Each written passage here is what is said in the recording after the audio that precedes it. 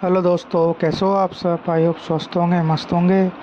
तो वो आज दिन की शुरुआत हमने थोड़ी लेट करी थी क्योंकि रात में लेट सोए, तो फिर हमने उठते ही सारा रिकॉर्डिंग सेशन था।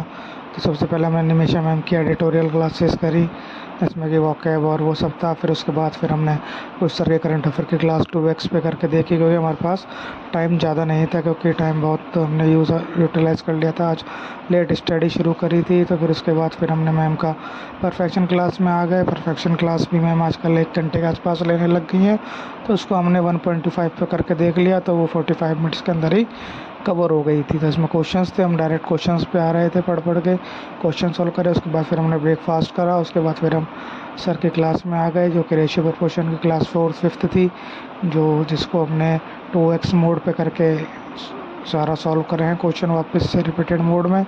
और फिर इसके बाद लंच वंच करने के बाद फिर हम दोपहर में आ गए सर के क्लास में। उसमें थोड़ी हमने एक या दो आज हाँ 2 ही पजल सॉल्व करी थी, क्योंकि तबीयत थोड़ी सही नहीं चल रही है, गर्मी के कारण मन भी नहीं करता।